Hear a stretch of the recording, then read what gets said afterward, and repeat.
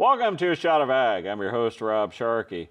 Why do some people just get involved, become leaders? Well, we're going to dive right into that with fourth-generation farmer Megan Dwyer. How you doing, Megan? Doing great. You're from Geneseo. That's right. Aren't they like the fighting fig leaves or something like? What are It's they? a maple leaf. It's a maple Come on, leaf. mighty maple leaves. I always wondered, like, why a high school, when they're looking for a mascot to inspire fear into the other team, one would go with the leaf. Well, I was a Charger, so I was a transplant into Geneseo. So I graduated from Orion. Oh, We were the Chargers. the Orion so, Charger. Is yeah. Orion part Just of the night. Rova now? No, it's not. It Okay. still holds its own. I don't even trying to. Anyway, we'll move on because I don't know where it's at. So were you from? Did you grow up in Geneseo? Coal Valley, Coal Valley. Okay. just next door. And grew up on a farm? Yes. What kind? Corn, soy, alfalfa, beef cattle. So kind of stereotypical Illinois farm. Right, it is. Yep. I actually just moved back 2 years ago into the same dead-end road I grew up on. Oh, really? Yeah. So you back to your family's farm, Yes. Yep, which is a size farm. it is. So when you have a name like that, is everybody's like, well, how many acres, right? Because I don't know, it subconsciously puts that question into your mind. Well, that's if you can say it right the first time. Why? Most of it's says or something else that's not even close to size. Well, it's S-I-Z-E, isn't it? Nope, it's S-E-Y-S. Okay. Somebody's helping you out this morning, Rob. Thank you, Emily, for doing this phonetically. Okay, that makes sense. Okay. So you're moving back to actually on the family farm? Yeah, it's a dead-end road, and so it's my dad's house and ours, and so I've got the 4 kids there, and I ride the bikes and walk to Papa's house and can do all the cattle chores and be right there. Oh, that's fun. Yeah. Married to Todd. Where'd you meet him? Yeah, a little interesting story. His brother used to do all of our grain trucking, and so one fall I was home from college, and he was no longer with the girlfriend he'd been with for a long time, and I don't think his brother was overly happy with his work productivity, so called my dad and said, hey, here your good-looking help's home for the weekend. I was running the auger cart and said, I think you need to hook him up. So that was probably in November. We went. That's a bold move to ask. I'm thinking as a father, if someone says, hey, get your good-looking daughter to hook up with my brother, I'd probably say no. Well, I was dating somebody at the time, and he apparently didn't seem to care about that either. So went on a date in January and got married a year and a half later, and it's been 13 years. Okay. 4 kids? 4 kids. My gosh. I don't know how you have time to breathe. It's insanity. Yeah. Organized chaos on the good days. So what school did they go to? Yep, they're at St. Malachy's in Geneseo. Okay. All right. You went to Iowa State. That's right. Couldn't get into anything better, huh? It's top choice. I set the trend. There was nobody from the area going out there when I went, and now everybody's there, so. What did you want to study? Started at large animal vet, and then it was actually an internship my freshman year on the agronomy side that showed me a whole other side of the agronomy world, and so switched things up. And It's a lot less biology, right? it is, yes. I actually did a short stint for a semester and switched to dairy science just to eliminate some of the biology classes. Oh, really? That's funny. Well, let's jump into this. You had a significant accident. That was 2 years ago. 2 years ago. So you would have been married, and did you have all 4 kids? All 4 kids. Youngest was 18 months. Okay. Tell me what happened. Yeah, it was a sunny morning, Monday morning in August, and had left. I had to make a couple work stops, and then was taking some time off that day, driving down a major highway, 2-lane highway in Henry County, and there was a box truck in front of me. Box truck took the ditch, and there was another driver that came at me head-on, and head-on collision. So the box truck veered, and as he's going off, I mean, did you notice this truck's going off and then notice a car's coming at you? So cars have black boxes, which is kind of crazy. And so mine, Whoa. Cars have, what do you mean? They do. So they don't record sound, but they record if seatbelts are functioning correctly, if you move a steering wheel, hit the brakes, touch the accelerator, all types of things. So it's constantly my car recording. does that? So constantly recording, and it only keeps it for about 15 seconds before an impact and 5 seconds after an impact. Okay. And so my car said that 0.3 of a second before impact, I turned the steering wheel. So to me, that was how fast everything happened. So I was cruising about 60. I'm assuming the other driver was. He clocked at about 56. Is The what his truck. No, the car that hit me. The car that hit you. Okay. So, I mean, blink of an eye. Why? What? Did he came over to your lane? Yeah, well, that's a great question. So his black box said that he never turned the steering wheel, never hit the brakes, nothing, was just on a straight course. He didn't survive the accident. There was no drugs, no alcohol. They never found a cell phone. There's a lot of speculation on what was going through his mind that day. He did it on purpose. Potentially. Do you know what's scary is I don't know how many people I've interviewed. It's probably over 3 that have had this happen to them. People wanted a way out and they've affected other people's lives. Yeah. I think if that happened to me, I don't know, I would just be mad all the time. I don't know. It's the things that make me mad about the accident. It's interesting. There was some family that reached out afterwards and apologized for the inconvenience that was caused to me and my family. Oh. That probably makes me more mad than anything. This inconvenience. I also think about who was at play that day. So the box truck driver, it was a local meatpacking company. The driver felt terrible. He wishes he would have just hit the guy. I don't. I mean, cruising 60 miles an hour, I probably would have ran right into his bumper. It would have went through the windshield of my Explorer. Probably not a good day. The car behind me was a grandma with kids going to the zoo that day. That wouldn't have been a good day. Very fortunate. And then just how things played out. So probably a terrible habit. I was sitting on my left leg driving. Oh, like seat like this. Good Lord, I couldn't do that if you paid me $1 million. And the way the car pretty much crumpled in, the only spot left in the front dash area was room for my right leg. So I also wonder, had I been driving like a normal person, what that would have looked like. And there are just so many things about that day that I don't know. I wonder more why things weren't worse than why they happened. Okay. How bad were you hurt? Yeah, broken bones from head to toe. So collarbone, ribs, shattered pelvis, wrist, my toe, all sorts of things. Spent 5 days in a level 1 trauma center, was airlifted out, collapsed lungs, the whole gamut. I was fortunate, I think for my kids especially, externally you couldn't really tell a whole lot, which was probably good. My kids didn't see, mom looking unrecognizable, but inside was a hot mess. Were you ever afraid that you weren't going to make it? Not until I got to the hospital. It was just, I couldn't breathe and I thought I was having a panic attack, which it turned out to be, collapsed lungs and a partially collapsed second lung. So you probably were having a panic attack too. To as breathe. Well. And then, just the concern about, internal, you think about all the things, Yeah. And what can happen. But I don't know. I never, I never saw the light. I never was overwhelmed that I was going to die, but was very aware of the severity of the situation. Okay. How long were you, I don't know, Yeah. before you were healed? Yeah.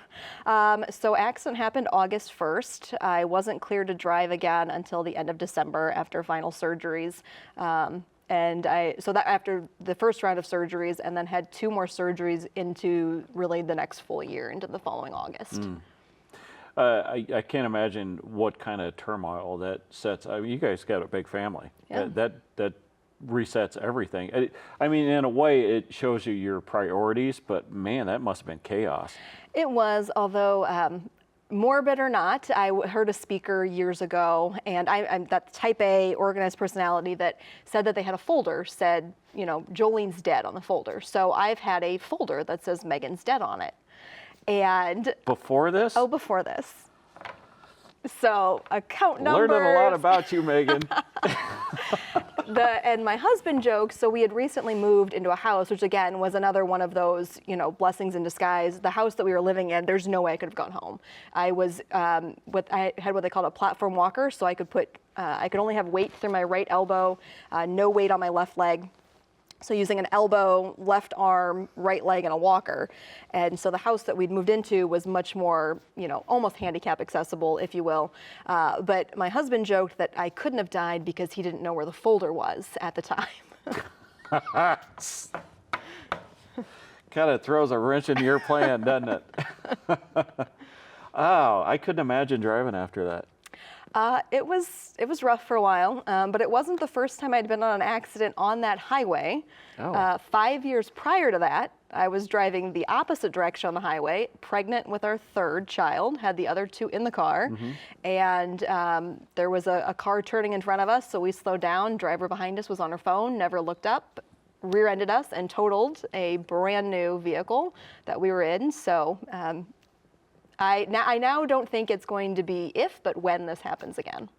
Geez, just sitting down, having a glass of wine, thinking life would be better if people would stop frickin' hitting me. Idiots. And I'm more worried, we think about, so my oldest, he'll be 12 in December, runs the grain cart, he's all in on the farm. I mean, tools around, four-wheelers, Rangers, everything. And I told my husband, I'm not worried about him, but I am terrified. There's no way I'm letting this kid take a tractor down the road or follow in a Ranger. And it's not that I'm worried about him, but the idiots on the road. And I just couldn't imagine what that would look like. Honestly, you've earned that right, whether it's, rational or not. So I think your husband just has to give you that one. Yeah. All right, let's switch gears. I'm glad you're okay. Thank you. You are the Director of Conservation and Nutrient Stewardship at the Illinois Corn Growers, right? That's right. I have no idea what that means. Most people don't.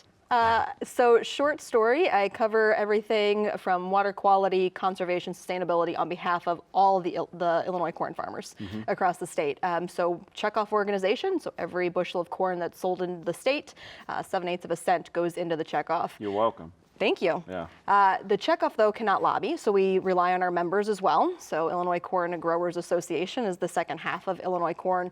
But really what I do is go out and advocate on the policy and regulatory side, thinking things like Endangered Species Act, crop insurance. There's a lot of talk around this 45Z tax credit for ethanol coming down the road. So really getting involved in those issues. And then at the state, the nutrient loss reduction strategy, which Illinois farmers are going to blow past. Not in a good way here in 2025, and so making sure that we don't have undue burdens on regulatory sides coming from that. You're trying to get corn growers to self-police themselves, basically. That's right. Yeah, how's that working? It's tough, It's not you, it's the neighbor. The neighbor's doing the problems. Jerk. You know That's him? right. Yeah. A lot of ways that we can do this, tillage, the government programs, buffer strip, stuff like that. Is there something more than another that would help this nutrient loss? Yeah, and so it's complicated too, because the more we learn about this, so the NLRS, Nutrient Loss Reduction Strategy, actually started in Illinois a decade ago. And so this was a campaign by the US EPA to help reduce the hypoxic zone in the Gulf. We're learning that we're maybe, not entirely sure where all of this is coming from. So stream bank erosion, for instance, on phosphorus is a big contributor that isn't getting enough credit, if you will, in some of this. Now, what can be done... That's not our fault. It's not. Yeah. It's not. Just so you know. But there are things that we can do, and we know, so Illinois, 22 million acres of row crop land, we're sitting at about 1 million acres of cover crops. So there's a lot of work that can be done and improvement to be made. And not that cover crops work for everyone or a good fit, but you mentioned tillage. We can go to reduced tillage, strip till, no till, changing with nitrogen, really being smart with our nitrogen, rates, timings, all of those things play into this. As soon as I get my soybeans off, I put nitrogen on. Yeah. When the soils are like well, 70 degrees. It works in better, like if it's 80, 90 degrees. Yeah. And then, you can kind of get that high from all the anhydrous getting off.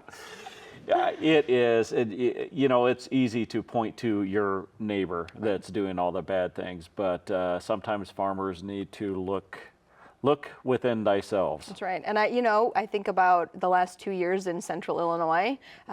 We've had a lot of issues with wind erosion and some interstates being shut down and major accidents because of the wind. We need to be looking at what can we do there, what's going on, and trying to figure out some of these complex situations. And you mentioned programs. That's a challenge too. Illinois, our state, has not really gotten behind agriculture like it should. Federally, we don't see as many dollars coming into the state as some of our neighboring states. So it's not a simple solution, and there's no one-size-fits-all answer. When I first started farming, I wanted to be different, right? You want to try different stuff, prove yourself. We had a moldboard plow, and we had an 80 that's just like kind of mucky in that. I told Dad, I'm gonna plow. I didn't even know how to plow. I had to look on YouTube how to plow. So I plowed that thing, and it was great or whatever. And I remember driving home that spring, and it had been dry, and it looked like a fire. And I was like 20 miles away. Yeah. And as I got closer, I realized that's the dust from my farm, the one farm. So I kind of self-taught myself that way. Not to say that there's not cases where plows are there, but it probably would have been better if somebody else taught me that lesson. Like you. But that's what happened with like the interstates, right? Those accidents. Yeah, there's still, and the other thing today, you talk about going on YouTube to learn something. There's just as much on social media showing those bad actors. The one this last spring, we saw a lot of pictures of planters in fields next to the interstate and being pinned on these particular people. We've seen a lot of social media on applications of nutrients and crop protection agents and how terrible they are. And so you got to remember, people are always watching. I know. Neighbors. Post-application coverage endorsement. What is that? PACE. PACE. PACE is an interesting crop insurance tool. It was the first product that actually links a conservation practice or a cropping practice to crop insurance. So that is for people that are interested in split applying their nitrogen.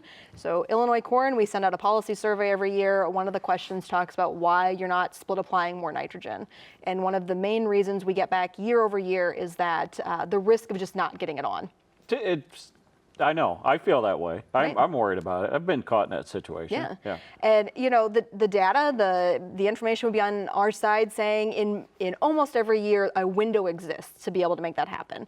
And so we looked at how can we cover that risk in a way that makes sense. So instead of putting on a few extra units in case you lose some by putting it on at a wrong time, let's look at crop insurance. And so this endorsement stacks onto your existing base policy, so your RP, whatever you've got, and you define, if you're going to, put 20% on in season or 70% on in season, and it works similar to, think of a prevent, plan, or hail, whether the event happened or not. So there's nothing to do with yield. So even if you don't get that application made and you don't see a yield loss, you can still see an indemnity payment come from that. Okay, I had not heard of that before. It's, as we're taping, it's election day. It is election day. Did you vote? I sure did. Who'd you vote for? It's a loaded question. I will tell you, I was a split ticket vote this year. A split ticket vote? Now you can decide if that's top of the ticket or some of the local stuff, but it was a split ticket. I wrote in your name. Great. Yeah. I'll take that. I didn't tell you what office. As long as it wasn't the coroner. Well, you said it got you to thinking, right, about getting involved. It seems like there are, certain people, certain families that are doing everything. Even the person that's picking up the chairs after the church picnic, stuff like that. What are your thoughts on all that? Yeah, I think some of this, we think about nature versus nurture, and I see it with my 4 kids every day. And they're all being raised in the same environment, pretty same set of rules, and they are all so different. And I think it's taking a look at, what they inherently have, that natural passion, direction they're being steered towards, and really nurture that and give them going. And I think about, that in my own life. So growing up, I had 3 other siblings, 2 boys, 2 girls. There was never a thought or a difference that because I was a girl, I couldn't be doing these things. I wanted to be out on the farm. I wanted to have a shovel in my hand, scraping barns. I bought sows in high school to farrow to keep doing that. You seem like you're not low on energy. Well, you should meet my father.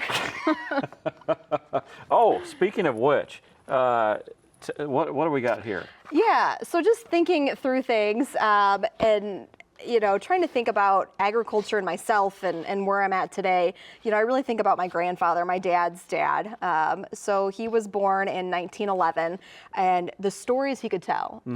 He would go out. We think hard work today. We can't get kids to come out and bale small square bales of hay. No.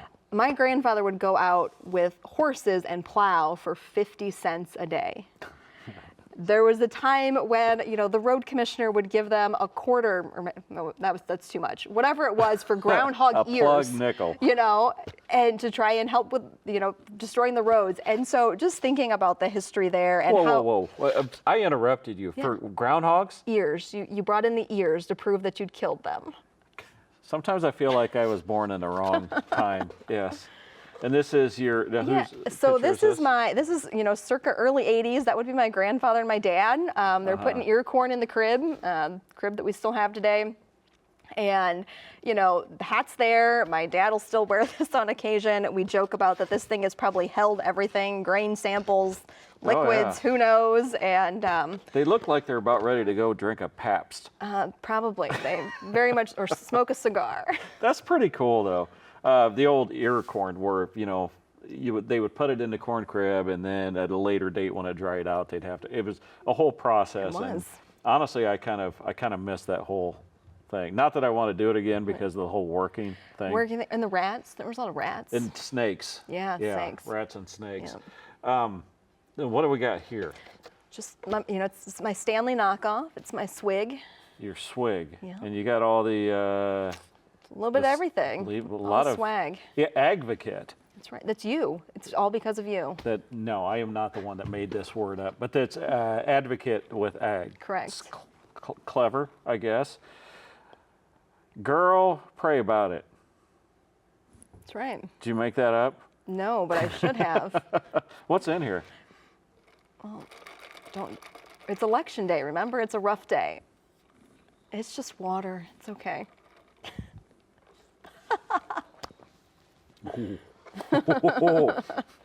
That's some kind of water. Yeah. We can wash that for you now. That's okay. I can put that back. Yeah. I do. We had one of these too. This was kind of a farm thing. I don't know what it was, but ours had like a Case IH or something on there. But they used to wear that before the ball caps, I guess. Yeah. We can bring that back. Or not. They aren't comfortable, or they don't breathe. So getting back to your point, the nurture versus nature, right?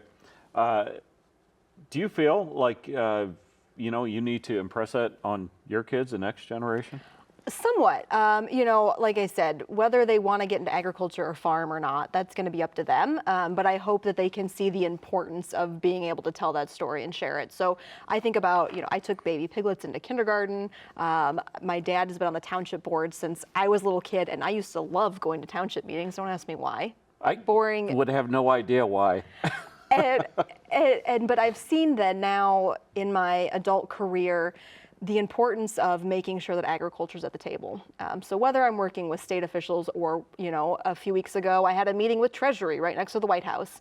And the people, even at top level USDA that have no direct connection to agriculture and production agriculture that are making a lot of big decisions on our behalf, it is so important to have people that understand the ramifications of these decisions. And so I hope my kids see that and feel inspired to be a part of that. I think that's just the key. I don't even know if it's something you have to teach just by doing it. Like I said, if you see your parents, you do the dad thing where like you see how many chairs you can pick up because you got to impress, I don't know, whoever, the pastor. I think Illinois farmers are lucky to have someone like you. Well, thank because in a job like you do, you got to have high energy, you got to have intelligence, which obviously you have both, but you have to have an understanding. If you went and talked to farmers and said, hey, you guys need to do better about keeping your nutrients on your farm, we'd be like, why don't you leave the door that you just came in? I mean, you have an understanding of how to actually talk to them and an understanding of how if we don't do this stuff, it could be worse.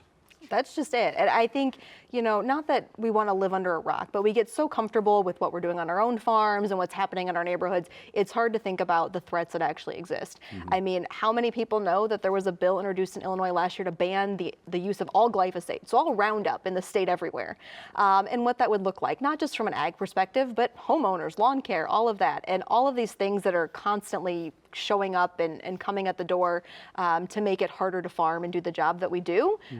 There's got to be people that are willing to stand up and can understand and speak to that. If people want to find you, social media, internet, where do they go? Yeah, you can find me on, it'll always be Twitter, but X at Farmin88. You can also reach out to me at Illinois Corn, mdwyer at ilcorn.org. Megan Dwyer from Geneseo, thank you very much for taking the time to talk with us today. Everybody else, we'll catch you next time.